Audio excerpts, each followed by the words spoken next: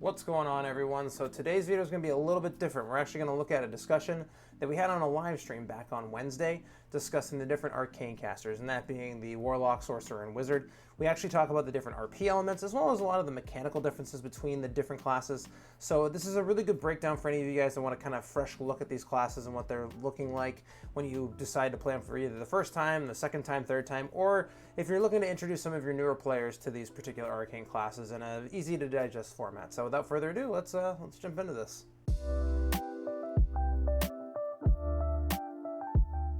Alright, so the first thing we're going to do is we're actually going to jump into detail about the Sorcerer. Now, I'm sure if any of you guys are veterans of Dungeons & Dragons, a lot of this will be reviewed through, but basically the Sorcerer, like the Warlock as well, all get their magic from, use the Charisma stat as their magic. Now, the big difference for the Sorcerer, as far as the Arcane Casters, is that their magic is inherent. They are born with it, as it were, is what the common saying is.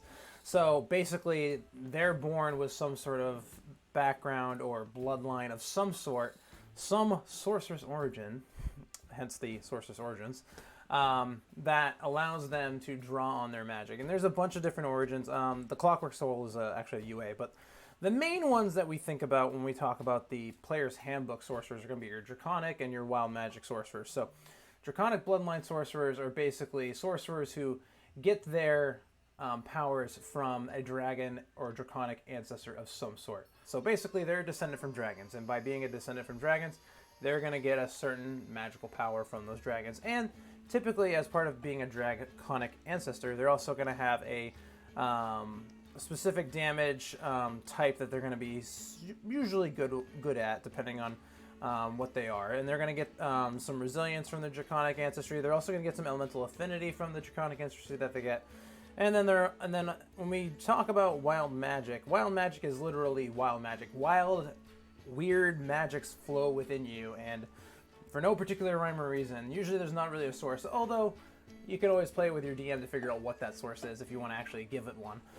But you're born with some sort of weird magical surge within you, whether it be just weird rifts in the fabric of space-time or whatever you gotta use for magic in your games that actually brings in that wild magic is what's going to be basically giving you your powers. So they are very interesting in the fact that they also, as far as sorcerers are concerned, have the most randomness to them when it comes to the different kind of sorcerers. Whenever you roll whenever you cast a spell as a wild magic sorcerer, you're going to have to roll a d20, and if you roll a 1 after that, you're going to actually have to roll on this big wild magic table. Some good things, some bad things happen. Not too dissimilar from the Wild Soul Barbarian, which I actually made a video about on YouTube not too long ago. If you guys want to check that out, it's on the YouTube side of things. But just tab away from there. Don't leave me alone. Don't leave me by myself. But the biggest thing for sorcerers is that, like I said, they're getting their magic from that raw power. But they are very specific in that they have the normal spell slot progression for a full caster. However, they only learn a certain number of spells per level, and that's it. They don't have a way to then get more spells, whether it be through, like for the wizard, for example, they can find spell books that can add more spells to the repertoire.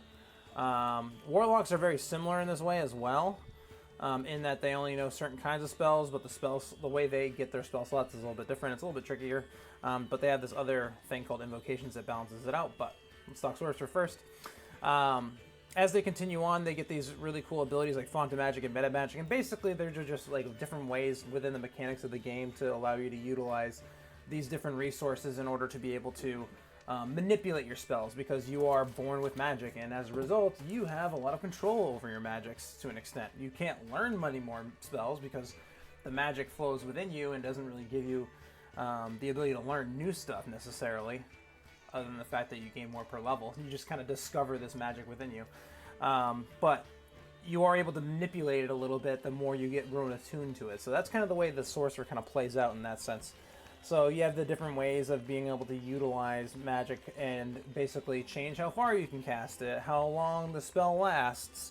You can actually empower them a little bit. You can also you can also cast extra spells in a turn, stuff like that, depending on the kind of different abilities you use. You can also make it so that way you don't have to utilize, you don't have to use somatic or verbal components to cast a spell. So just different kind of cool little flavor things for the sorcerer to kind of play with because of the fact that it's the magic within them that they're able to manipulate and kind of morph into the way they like to use it.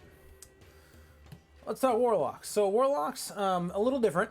Their magic is actually not inherent. It's actually gifted to them by a patron of some sort. Not too dissimilar to, say, a cleric or something like that. But typically speaking, the patrons that are usually the ones... patrons that usually give warlocks these powers, generally speaking, want something in return. Where a good god or something like that for a cleric may want some fealty and worship and stuff like that. These warlocks usually enter in deals with these patrons in order to be able to appease them, in order for them to give them more powers. Kind of a give and take. A lot of times the patrons aren't the nicest. They don't always have to be. Sometimes they are nice, depending on what you have. But the ones that you typically see are going to be this Archfey, Fiend, and the Great Old One. That's the ones in the player's handbook. Archfey really plays off that idea that you're kind of linked to a fey creature, so it's a little bit more trickery style magic. That's why you get your Fairy, Fire, Sleep, Calm Emotions, Phantasmal Force. Those kind of like trickster kind of different flavors of spells. And then when we talk about the Fiend, we're talking more fiendish type spells. Like, so you're getting your powers from demons, so fire affinity is going to be a big thing here for the Fiend patron sorcerer, Fiend patron warlock. So that's why you're seeing Burning Hands, Command, Scorching Ray, Fireball, Fire Shield, Wall. You're getting the idea. Fire, fire, fire, fire. And then we have the Great Old One, which is much more of a Lovecraftian, like, creature of the deep, kind of mysterious old god or elder god or some sort of weird creature of some sort that's giving you the powers. Think a Kraken or maybe even Cthulhu or something like that if you've ever heard any interesting fantasy stories and stuff like that. And that's why we're getting a lot of these kind of like mind morphing kind of ideas. So you got your Tasha Serious Laughter, your Dissonant Whispers, your Detect Thoughts, Dominate Beast, kind of mind manipulation magic. But then you're also getting these Black Tentacles, which really plays off that flavor of the Great Old One. So again, these kind of really cool mind melding different magics and stuff like that are part of the Great Old One.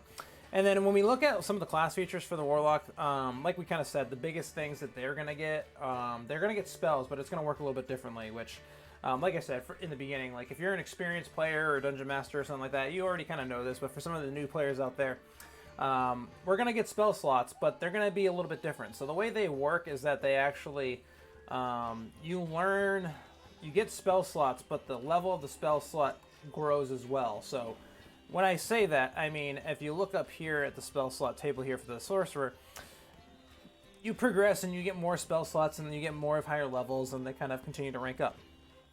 And you get some more at each level, you get more access to spells. The difference for the Warlock, though, is that your spell slots that you cast spells at changes more than anything else. So you notice here that we only really have 2 spell slots for most of our majority of our first half of that progression from level 1 to level 20.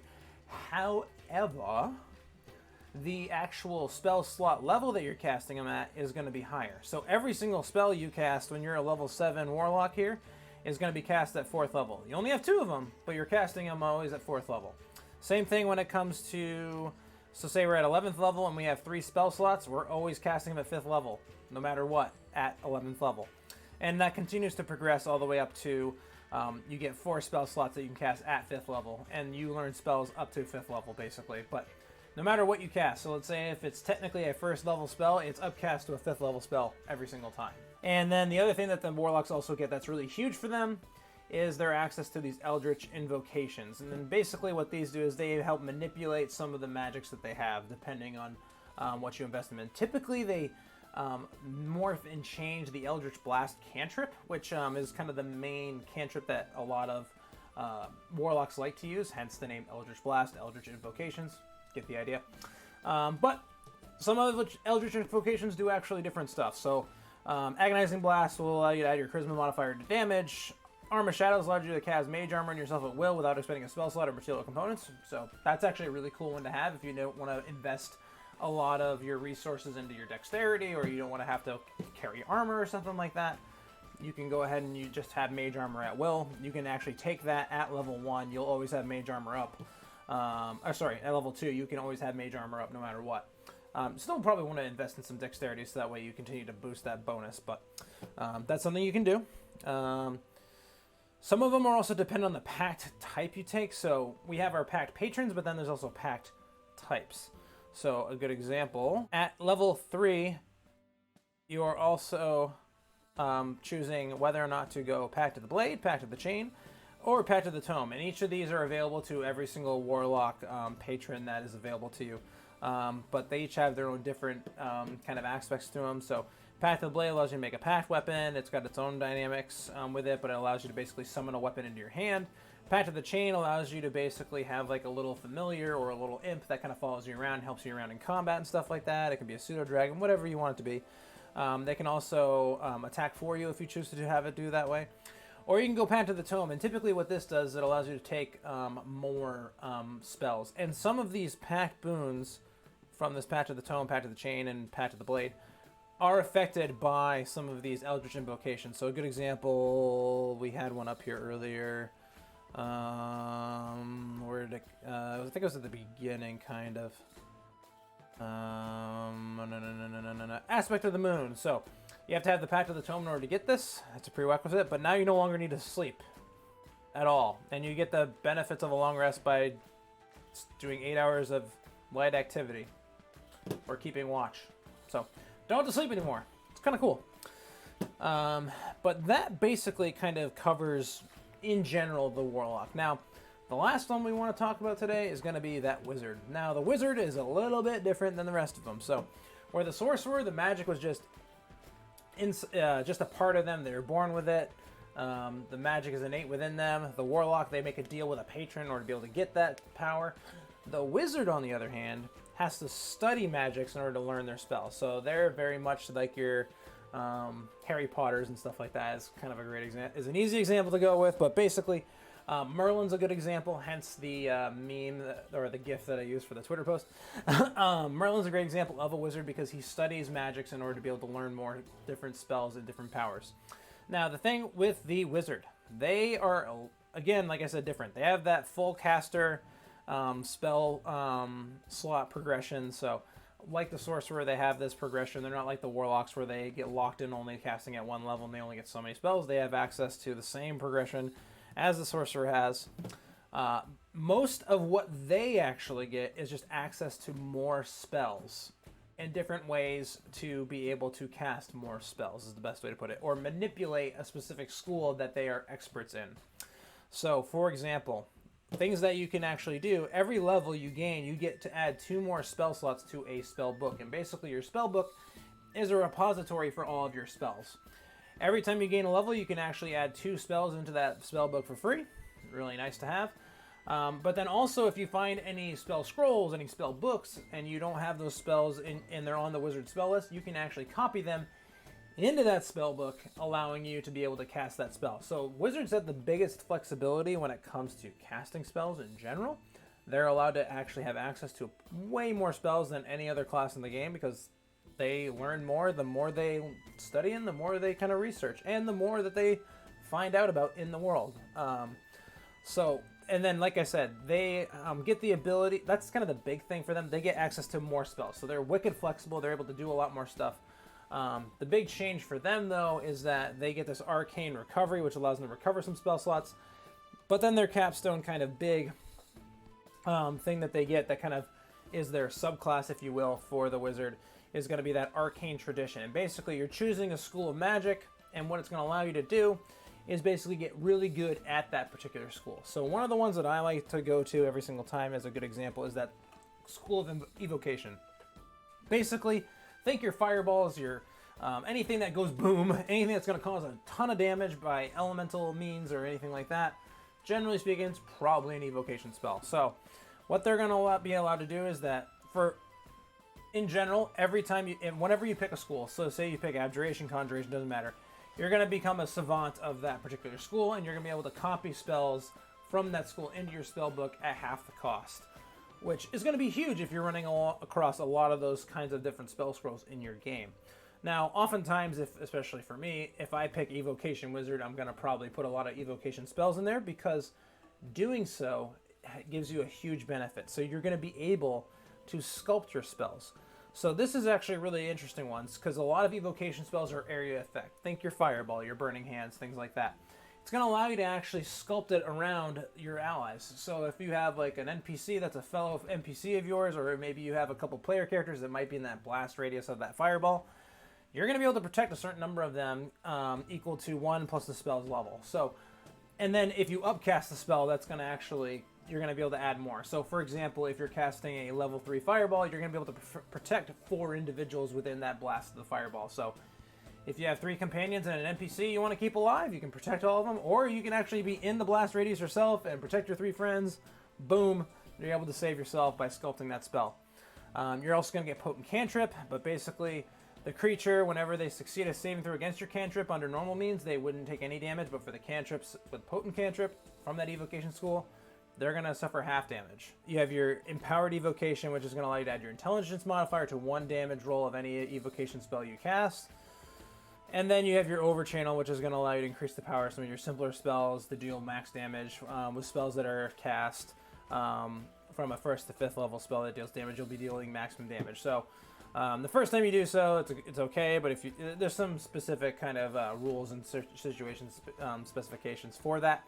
But in general, what the wizard allows you to do is basically to specialize in whatever particular school you want to specialize in. Divination's a funny one because it plays a lot with the dice roll mechanic, because the idea being that you'll be able to protect a lot of things that are happening by chance, and then as a result you're going to be utilizing those d20s to kind of manipulate things going on. Necromancer, you're going to get really good at doing necromantic type things like raising dead and having thralls and stuff like that that are able to kind of protect you, things like that. School of Illusion, you're going to get really good at casting illusions, obviously, and it's going to be much harder to discern what your illusions actually are.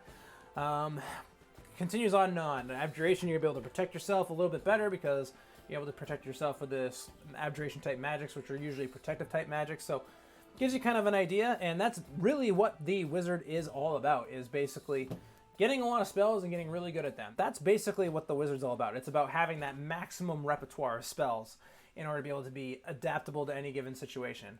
Where the warlock is much more about, you know, utilizing the gifts from their patron in order to be able to do a lot of really cool, interesting things, and using those invocations that are given to them by their patron to alter their spells and make them more powerful or give them other special powers. And then the sorcerer is able to kind of manipulate the powers of their magic, utilizing those sorcery points from their meta magics, kind of morphing the innate magics within them that they have innately. I said innately 6 times, but it's going to allow them to change that stuff so that way they can have an effect on the spells that under circumstances they don't learn anymore. They only learn the magics that are innately within them, so basically they're able to kind of morph and change them when they cast them. So. And that, guys, is actually going to end our discussion about these different arcane casters. Now, if you guys have any questions, again, this is kind of just a general overview. Make sure you leave comments down in that comment section, but also come down to our live stream. I stream Monday, Wednesday, Friday on Twitch. Link for that Twitch stream down in that description below. There we talk about Dungeons & Dragons, other things about virtual tabletops, Dungeon Master, player characters, all kinds of different things related to Dungeons & Dragons. Get your questions answered there. We actually also do some campaign prep, and we'll answer some of your campaign prep questions for you guys as well down there.